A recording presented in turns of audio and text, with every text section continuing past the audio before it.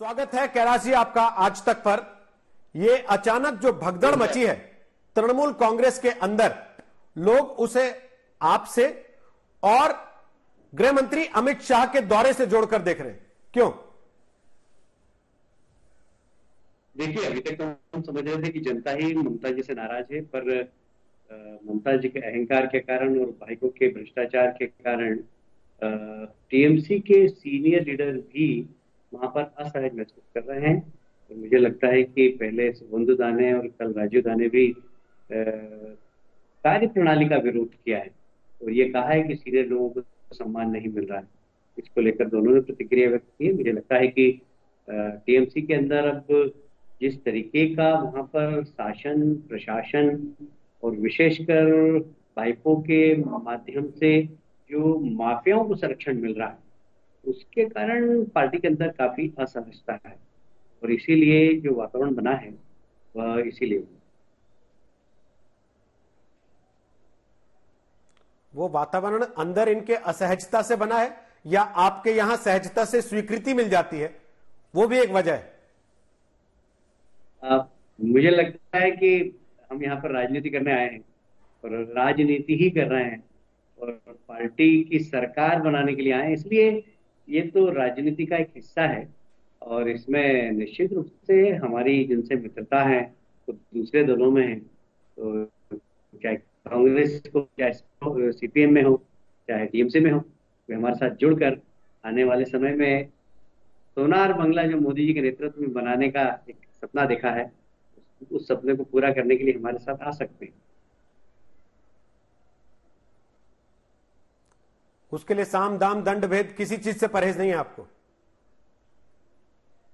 नहीं, श्याम, हम तो बहुत सहज और सरल राजनीति कर रहे हैं। श्याम दाम दंड भेद तो कुछ है ही नहीं। तो मुझे लगता है कि हम बहुत सहजता से राजनीति कर रहे हैं, बहुत कुछ खोकर राजनीति कर रहे हैं। हमारे 130 से ज्यादा कार्यकर्ताओं की हत्या हो गई, 1,500 से ज्यादा कार्यकर्ता झूठे अपराध में जेल में है। उसके बाद भी हमारे कार्यकर्ता साहस के साथ राजनीति कर रहे हैं इन विपरीत परिस्थितियों में, क्योंकि हमारा जो उद्देश्य वो बहुत बड़ा है। एक आइडियोलॉजी के लिए काम कर रहे हैं, एक विचारधारा के लिए काम कर रहे हैं और देश के लिए काम। लेकिन कैलाश जी, अजीब नहीं लगता कि जिन लोगों के खिलाफ लगातार पिछले कई साल से आप बयान देते रहे, जिन लोगों के ऊपर आपने एक के बाद एक संगीन आरोप लगाए, उन्हीं में से कुछ लोग जब ममता बनर्जी के खिलाफ हो जाते हैं तो आपकी पार्टी का दरवाजा खुल जाता है उनके लिए, फिर वो सारे आरोप भी धुल जाते हैं।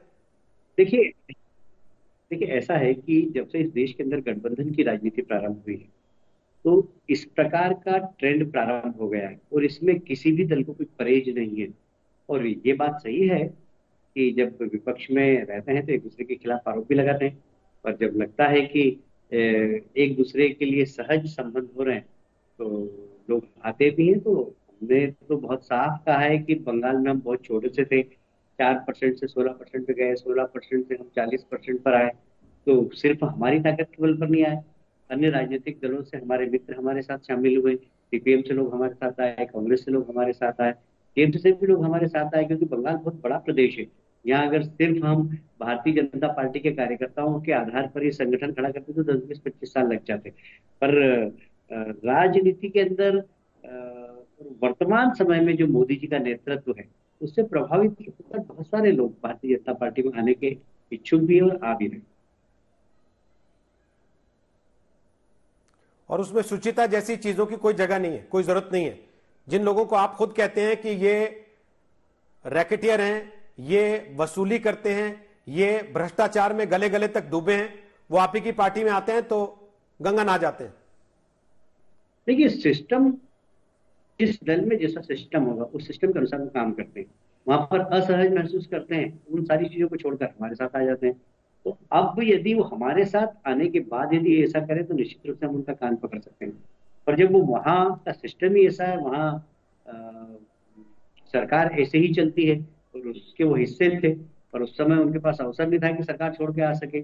आज अवसर मिल गया उनको कि भारतीय जनता पार्टी एक ऐसा राजनीतिक दल बन गया है कि मोदी जी के नेतृत्व में यहाँ सरकार बनाने जा रहा है। उनको लगता है कि अब हम सही पार्टी में और सही नेतृत्व के साथ हमें चले जाना चाहिए, तो निर्णय करते हैं और हम इसीलिए उनका स्वागत करते हैं। नमस्कार, मैं हूं अंजना ओम कश्यप। हमें उम्मीद है ये वीडियो आपको पसंद आया होगा। लेटेस्ट खबरों के लिए यूं ही देखते रहिए आज तक, और इस वीडियो के पसंद आने पर लाइक, शेयर एंड सब्सक्राइब करना ना भूलें।